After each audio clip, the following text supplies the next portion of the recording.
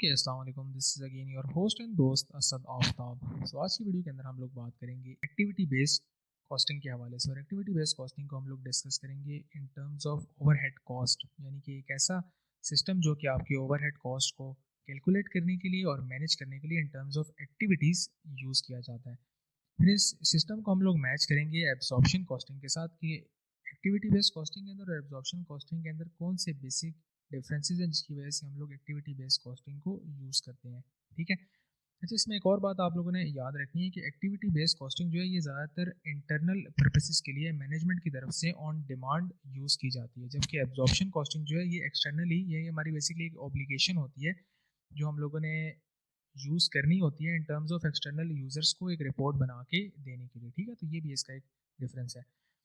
अच्छा, overhead cost को हम लोग डिस्कस कर रहे हैं प्रोडक्ट कॉस्ट के हवाले से, यानी कि एक्टिविटी बेस्ड कॉस्टिंग और एब्जॉर्प्शन कॉस्टिंग के अंदर कौन सी ऐसी ओवरहेड कॉस्ट है जिसको हम प्रोडक्ट कॉस्ट का हिस्सा बनाते हैं और इनके बीच में क्या डिफरेंसेस हैं। अब एक्टिविटी बेस्ड कॉस्टिंग के अंदर आपकी मैन्युफैक्चरिंग कॉस्ट और नॉन मैन्युफैक्चरिंग कॉस्ट, यानी कि ऐसी कॉस्ट जो कि प्रोडक्ट की मैन्युफैक्चरिंग में यूज़ हो रही है वो भी इसकी प्रोडक्ट का पार्ट बनेगी, और जबकि नॉन मैन्युफैक्चरिंग कॉस्ट यानी कि कोई भी एडमिन और सेलिंग एक्सपेंसेस हैं वो भी प्रोडक्ट कॉस्ट का पार्ट बनाई जाती है एक्टिविटी बेस्ड कॉस्टिंग के अंदर। जबकि एब्जॉर्प्शन कॉस्टिंग के अंदर सिर्फ और सिर्फ मैन्युफैक्चरिंग कॉस्ट को प्रोडक्ट कॉस्ट का पार्ट बनाया जाता है, यानी कि जो आपकी प्रोडक्ट की मैन्युफैक्चरिंग के अंदर स्ट्रेट अवे यूज़ हो रही है सिर्फ उस कॉस्ट को पार्ट बनाया जाएगा, नॉन मैन्युफैक्चरिंग को इंक्लूड नहीं किया जाएगा प्रोडक्ट कॉस्ट के अंदर स्पेसिफिकली।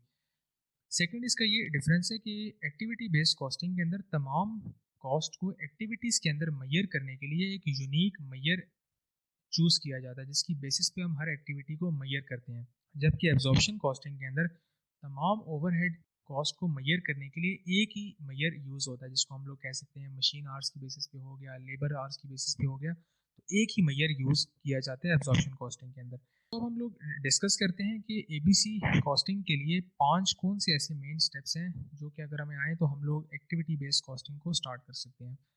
एक्टिविटी बेस्ड कॉस्टिंग के अंदर सबसे पहले हम लोगों ने एक्टिविटी को डिफाइन करना है। ठीक है, कि ऐसी कौन सी एक्टिविटीज़ हैं जिसको हम लोग ओवरहेड कॉस्ट के हिसाब से देखना चाह रहे हैं। जब तमाम एक्टिविटीज़ को हम लोग देख लेते हैं तो उसमें से जो एक्टिविटीज़ आपस में सिमिलर होती हैं, मैच कर रही होती हैं, फॉर एग्जांपल कस्टमर की शिपमेंट और कस्टमर को जो ऑर्डर रिसीव हो गए हैं, ठीक है, इस तरह की एक्टिविटीज़ को मिला के हम लोग कस्टमर ऑर्डर के नाम से एक एक्टिविटी बना लेते हैं। ठीक है, तो उसका मतलब है कि हम लोगों ने इनकी एक्टिविटीज़ को मिला के एक एक्टिविटी का पूल बना लिया, एक्टिविटी पूल हम लोगों ने बना लिया। ठीक है, एक्टिविटी पूल बनाने के बाद उस एक्टिविटी पूल को मैयर करने के लिए एक यूनिक मैयर उसके साथ अटैच किया जाता है हर एक्टिविटी के साथ, जैसे कि हम लोगों ने लास्ट में डिस्कस किया है। अच्छा, सेकंड स्टेप के अंदर एबीसी कॉस्टिंग के अंदर हम लोग फर्स्ट स्टेज एलोकेशन करते हैं। ठीक है, थर्ड स्टेज के अंदर हम लोग एक्टिविटी रेट्स डिफाइन करते हैं। फोर्थ स्टेज के अंदर सेकंड स्टेज एलोकेशन होती है जो कि स्पेसिफिक टू कस्टमर होती है, जिस कस्टमर का ऑर्डर आता है उस कस्टमर के अकॉर्डिंग हम लोग second stage allocation. Fifth number पे हम लोग मैनेजमेंट के लिए एक रिपोर्ट बनाते हैं, यानी कि स्टेप 1 से हम लोग स्टार्ट करते हैं और स्टेप 5 पे जाके मैनेजमेंट को रिपोर्ट बना के प्रेजेंट करते हैं। ठीक है, अब इन तमाम जो हम लोगों ने स्टेप्स डिस्कस किए हैं इनको हम लोग नेक्स्ट स्लाइड्स के ऊपर इन डिटेल डिस्कस करते हैं ताकि इन तमाम स्टेप्स की आपकी अंडरस्टैंडिंग हो सके। अच्छा, फर्स्ट ऑफ ऑल हम लोग डिस्कस कर रहे हैं एक्टिविटी पूल को। जैसे कि मैंने आपको बताया था कि जो एक्टिविटीज़ आपस में सिमिलर होती हैं उन एक्टिविटीज़ को मिला के एक एक्टिविटी पूल हम लोग बना लेते हैं। जैसे कि हम लोगों ने कस्टमर से रिलेटेड जो एक्टिविटीज़ हैं उसको कस्टमर ऑर्डर को हम लोगों ने बना ली एक्टिविटी पूल। सेकंड, हम लोगों ने प्रोडक्ट डिज़ाइन बना ली है। थर्ड, हम लोगों ने ऑर्डर साइज़ बना ली है। फोर्थ, हम लोगों ने कस्टमर रिलेशंस बना लिए हैं। और फिफ्थ, हम लोगों ने अदर्स, कोई भी अदर अगर कोई कॉस्ट आ रही है तो अदर कॉस्ट को जो कि इन एक्टिविटीज़ के अंदर नहीं आ रही है उसको हम लोग एक्सक्लूड करेंगे इस एक्टिविटी बेस्ड कॉस्टिंग के अंदर। ऐसी ओवरहेड कॉस्ट जो कि अगर इन एक्टिविटी पूल्स के अंदर नहीं आ रही है, ठीक है, तो उसको हम लोग एक्सक्लूड कर लेते हैं। या फिर इन एक्टिविटी पूल्स के अलावा अगर कोई और एक्टिविटी पूल्स आपको सवाल में दिए हुए हैं, ठीक है, और कोई कॉस्ट अगर अदर्स में आ रही है तो वो अदर्स वाली कॉस्ट आपने हमेशा एक्सक्लूड करनी है। अच्छा, ये एक्टिविटी पूल्स के जो आंसर होते हैं ये बेसिकली परसेंटेज में आते हैं। ठीक है, आप परसेंटेज में बेसिकली बताते हैं कि फॉर एग्जांपल 1 लाख एक ओवरहेड थी कॉस्ट, ठीक है, और 1 लाख की ओवरहेड कॉस्ट को आपने इन तमाम एक्टिविटी पूल्स के अंदर डिवाइड किया है और इसको फिर आप लोगों ने स्पेसिफिक मेजर्स असाइन किए हैं। ठीक है, जैसे कि कस्टमर ऑर्डर में आपने कहा जी 1 लाख में से 30% कस्टमर ऑर्डर है। ठीक है, प्रोडक्ट डिज़ाइन जो है वो 20% है, ऑर्डर साइज जो है वो 15% है, कस्टमर रिलेशंस जो है वो 25% है और रिमेनिंग जो है वो अदर्स में आ गया। ठीक है, पहले आप एब्जॉर्प्शन कॉस्टिंग के अंदर सिर्फ लिखते थे कि जी ओवरहेड हमारी कॉस्ट है और 1 लाख हमारी कॉस्ट होगी, ठीक है। जबकि एक्टिविटी बेस्ड कॉस्टिंग के अंदर उस 1 लाख की ओवरहेड कॉस्ट को आप एक्टिविटीज के अंदर डिवाइड करते हैं कि यार इस ये पूरा 1 लाख किन किन एक्टिविटीज के अंदर यूज हुआ है। अब जैसे कि अदर्स के बारे में मैंने आपको बताया था, अदर जो भी होगी वो एप्लीकेबल नहीं होगी, उसके आगे हम लोगों ने लिख दिया कि जी वो नॉट एप्लीकेबल है। अच्छा, कस्टमर रिलेशंस को जो मैयर करेंगे वो हम लोग नंबर ऑफ कस्टमर्स पे हम लोग मैयर करेंगे। यानी कि फॉर एग्जांपल 1 लाख में से 25,000 की कॉस्ट हम लोगों ने कस्टमर रिलेशंस के ऊपर रखी है, ठीक है। इसको अब हम लोगों ने पर यूनिट या पर कस्टमर निकालने के लिए हम लोग 25,000 को नंबर ऑफ कस्टमर्स जो हमारे पास होंगे उस पर डिवाइड करेंगे, तो पर कस्टमर की कॉस्ट आ जाएगी हमारे पास। ऑर्डर साइज को हम लोगों ने निकालने के लिए मशीन आर्स या लेबर आर्स इसमें से यूज होते हैं, ठीक है, क्योंकि तमाम एक्टिविटीज के लिए यूनिक मैयर होता है। प्रोडक्ट डिज़ाइन के लिए नंबर ऑफ डिज़ाइंस हमारे यूज़ होते हैं, ठीक है। और कस्टमर ऑर्डर के लिए नंबर ऑफ ऑर्डर्स हम लोग, यानी कि एक अगर ऑर्डर, एक डिज़ाइन, एक ऑर्डर साइज, ठीक है, और कस्टमर रिलेशंस यानी कि एक कस्टमर को डील करने के लिए हम लोग ये तमाम यूनिक मेजर्स यूज़ करते हैं। अब इस कंप्लीट स्लाइड के अंदर में आपको जो हम लोगों ने लास्ट तमाम स्टेप्स डिस्कस किए हैं वो स्टेप्स एक दफ़ा हम लोग रिवाइज कर लेते हैं। फर्स्ट ऑफ ऑल हम लोगों ने एक्टिविटी को डिफाइन करना है, ठीक है। डिफाइन करने के बाद एक्टिविटी पूल्स हम लोगों ने बनाने हैं, जो एक्टिविटीज़ हमारी सिमिलर है उनको मिला के हम लोगों ने एक एक्टिविटी पूल बना लेना है, ठीक है। तो स्लाइड्स के अंदर आपको तमाम एक्टिविटी पूल्स शो हो रहे हैं, जो कि कस्टमर ऑर्डर है, प्रोडक्ट डिज़ाइन है, ऑर्डर साइज है, और फिर नीचे फोर्थ एंड फिफ्थ आपको एक्टिविटी पूल्स यूज़ हो रहे हैं, ठीक है।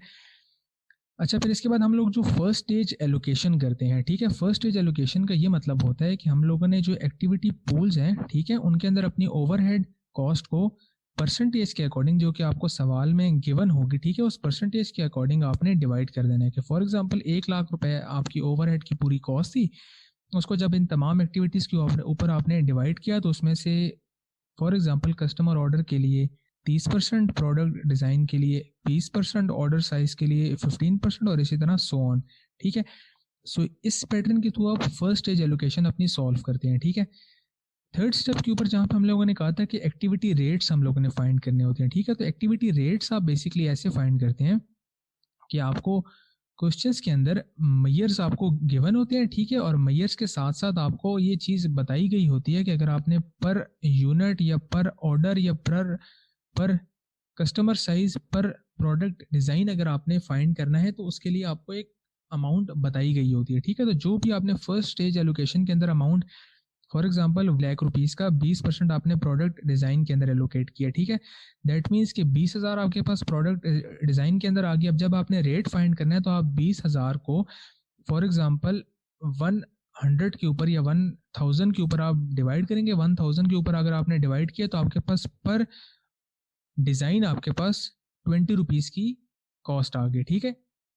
ये आपके एक्टिविटी रेट्स फाइंड हो गए हैं। फोर्थ स्टेज के अंदर जहाँ पे आप सेकंड स्टेज एलोकेशन करते हैं, वहाँ पे जब आपके पास पर यूनिट या पर डिज़ाइन या पर ऑर्डर कॉस्ट आ जाती है ना, यानी कि एक ऑर्डर, एक डिज़ाइन और एक फॉर एग्जांपल कस्टमर की अगर आपके पास कॉस्ट आ गई है, फिर सेकंड स्टेज एलोकेशन के अंदर जब आपके पास स्पेसिफिक एक कस्टमर, दो कस्टमर या तीन कस्टमर्स अगर फॉर एग्जांपल आ गए हैं, ठीक है, तो उन कस्टमर की रिक्वायरमेंट्स के अकॉर्डिंग आप इस पर यूनिट को या पर डिज़ाइन का जो रेट है उसको मल्टीप्लाई आप करते हैं, ठीक है। कि एक कस्टमर आपके पास आया है, उस कस्टमर के फॉर एग्जांपल 2 ऑर्डर्स थे, अब पर ऑर्डर कॉस्ट आपके पास आ गई, उसको मल्टीप्लाई बाय करेंगे 2, ठीक है। उसके ऑर्डर के अंदर जितने डिज़ाइन यूज़ हो रहे हैं उसके पर डिज़ाइन को आप उसके साथ मल्टीप्लाई कर लेंगे।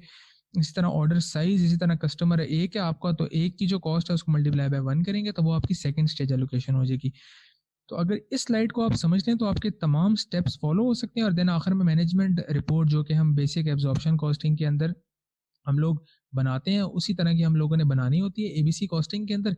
इसके अंदर सिर्फ ये एक डिफरेंस होता है कि इसमें डायरेक्ट मटेरियल और लेबर जो होता है वो ऑलरेडी गिवन आपको होता है, और ओवरहेड कॉस्ट को आपने जस्ट ओवरहेड कॉस्ट नहीं लिखना होता, ये एक्टिविटी पूल्स के नाम आपने वहाँ पे मेंशन करने होते हैं। अच्छा, अब हम लोग इसकी कुछ एडवांटेजेस वगैरह डिस्कस कर लेते हैं कि अगर हम लोगों ने एक्टिविटी बेस्ड कॉस्टिंग यूज़ करनी है तो एक्टिविटी बेस्ड कॉस्टिंग के अंदर बेसिकली फर्स्ट एडवांटेज तो ये है कि हमें क्रिटिकल और नॉन क्रिटिकल एक्टिविटीज़ की आइडेंटिफिकेशन इससे मिल जाती है, क्योंकि हम लोग एक ओवरहेड कॉस्ट को तमाम एक्टिविटीज़ के ऊपर डिवाइड कर लेते हैं, ठीक है। तो इससे हमें ये आइडिया हो जाता है कि हम लोगों को आइडिया हो जाता है कि किस एक्टिविटी की वजह से कोई मटेरियल डिफरेंस आ सकता है और किस एक्टिविटीज़ का इतना कोई मटेरियल डिफरेंस नहीं है, ठीक है। हमें आइडेंटिफिकेशन हो जाती है इस हवाले से। सेकंड नंबर पे हमें प्रॉपर यूज़ ऑफ रिसोर्सेज का आइडिया हो जाता है, क्योंकि हम लोगों ने ओवरहेड कॉस्ट तमाम एक्टिविटीज़ के ऊपर डिवाइड कर दी और हमें आइडिया हो गया कि कितना परसेंट कॉस्ट किस एक्टिविटी के ऊपर यूज़ हो रही है, तो हम लोग उससे प्रॉपर यूज़ ऑफ रिसोर्सेज को मैनेज कर सकते हैं। थर्ड नंबर पे जो भी हमारा कोई वेस्ट ऑफ रिसोर्सेज हो रहा है, चूंकि अब एक्टिविटी बेस पे हो गया, हमें आइडिया हो गया कि किस एक्टिविटी के ऊपर कितना परसेंट रिसोर्स यूज़ हो रहा है, तो हम लोग वेस्ट ऑफ रिसोर्सेज को भी मेजर करके इम्प्रूव कर सकते हैं। अच्छा, इसकी वजह से हमारा बेसिकली प्रोसेसिंग टाइम जो है वो डिक्रीज हो जाता है, ठीक है। जबकि हमें आइडिया हो जाता है कि यार हर एक्टिविटी के ऊपर इतना परसेंट यूज़ हो रहा है, तो इस एक्टिविटी को अगर स्पेसिफिक किसी एक एक्टिविटी को इम्प्रूव करना है, तो हम लोग अगर इसकी एक स्मॉल से आइटम को भी इम्प्रूव कर लें, तो हमारी पूरी एक्टिविटी का टाइम जो है वो बहुत ज़्यादा इंक्रीज हो सकता है, यानी कि प्रोसेसिंग टाइम डिक्रीज होगा और एफिशिएंसी आपकी इंक्रीज हो जाएगी, ठीक है। फिफ्थ नंबर के अंदर benchmarking for the similar organisation, ठीक है। जबकि आप एक्टिविटी के ऊपर डिवाइड कर लेते हैं ना, आपको तमाम एक्टिविटीज़ की आइडेंटिफिकेशन हो जाती है, आपको तमाम चीज़ों का पता लग जाता है कि मेरी ओवरहेड कॉस्ट किन किन एक्टिविटीज़ के ऊपर यूज़ हो रही है। तो आपके लिए बेसिकली तमाम जो सिमिलर ऑर्गेनाइजेशन हैं आपकी ही तरह की, उनके साथ अपने आप को मैच करने के लिए कंपेयर करना आपके लिए ईजी हो जाता है। आप एक बेंचमार्क एक चीज़ आप लेवल ऑफ एक बेंचमार्क एक टारगेट आप सेट कर लेते हैं कि यार अगर मैं इस बेसिस पे अपने आप को तमाम ऑर्गेनाइजेशंस के साथ मैच करूं, तो मैं किस जगह से लैग कर रहा हूं और किस जगह पे मैं अपने आप को अगर इंप्रूव करूं, तो मैं ज़्यादा एफिशिएंसी अपनी इंप्रूव कर सकता हूं। अच्छा, एबीसी कॉस्टिंग की कुछ लिमिटेशंस भी हैं, ठीक है। फर्स्ट लिमिटेशन जो है, चूंकि इसमें तमाम काम ना ये इंटरनल पर्पसेस के लिए यूज़ हो रहा होता है और ऑन डिमांड हो रहा होता है, और तमाम एक्टिविटीज़ की आइडेंटिफिकेशन होती है, और हर दफ़ा हर काम के लिए कोई नई एक्टिविटीज़ आपकी हो सकती हैं, ठीक है। अगर मतलब ऑर्गेनाइजेशन टू ऑर्गेनाइजेशन ये चीज़ के इसके अंदर से डिफरेंट हो सकती हैं, तो इस वजह से आपकी जो एक एक्सपेंस एक कॉस्ट आपका आ रहा होता है वो इंक्रीज हो जाता है। सेकंड नंबर पे can not easily understand by the external users. अब चूंकि ये स्पेसिफिकली इंटरनल क्वालिफाइड यूजर्स के लिए बनाई जाती है, तो एक्सटर्नल यूजर यानी कि हर शेयर होल्डर फाइनेंशियल बैकग्राउंड का नहीं होगा जिसको इस चीज़ का आइडिया होगा, या वो कॉस्ट के बैकग्राउंड का नहीं होगा जिसको ये जो एबीसी की बेस का सिस्टम हम बना रहे हैं वो अंडरस्टैंड कर सके। थर्ड नंबर पे इसकी एक लिमिटेशन है कि इसके अंदर वर्किंग जो है वो बहुत हद तक डिफ़िकल्ट और कॉम्प्लेक्स वर्किंग होती है, जो कि इंटरनल यूजर्स को ही सिर्फ अंडरस्टैंड की जा सकती है। फोर्थ नंबर पे difficulty in selection of mayors. अब तमाम एक्टिविटीज़ के लिए हम लोगों को जो मेयर सेलेक्ट करने पड़ते हैं, ये सबसे बड़ा मुश्किल काम होता है कि जब तक हमें इस चीज़ का आइडिया होगा कि स्पेसिफिक मेयर हमें मिलेगा, तब भी हम एक्यूरेट रिजल्ट्स अपने मैनेज कर सकते हैं, डिसीजन मेकिंग को इम्प्रूव कर सकते हैं। फिफ्थ नंबर पे activity difficulty in updating the system, ठीक है। दैट मीन्स कि यहाँ पे जब हर ऑर्गेनाइजेशन के अंदर कस्टमर से हट के अगर आपने किसी और चीज़ के लिए एक्टिविटीज़ डिफाइन करनी है, ओवरहेड कॉस्ट आपकी कोई सेलिंग से रिलेटेड है, कोई एडमिन से रिलेटेड है, कोई आपकी फैक्ट्री से रिलेटेड है, ठीक है। तो उसके लिए हर किसी के लिए आपको एक एक्टिविटी सिस्टम दोबारा से बनाने पड़ेंगे, उसके लिए मेजर्स आइडेंटिफाई करने पड़ेंगे, तो वो बेसिकली सिस्टम को अपडेट करने के लिए मुश्किल हो जाता है। तो ये इसकी कुछ लिमिटेशंस हैं। तो आई होप इस वीडियो के अंदर आपको एक्टिविटी बेस्ड कॉस्टिंग के हवाले से बेहतर आइडिया हो गया होगा। तो अगर आपको हमारी वीडियो पसंद आई हो, तो इस वीडियो को लाइक कीजिएगा, इस वीडियो पे लाजमी कमेंट कीजिएगा, इसको शेयर कीजिएगा और हमारे चैनल को सब्सक्राइब कीजिएगा। Thank you.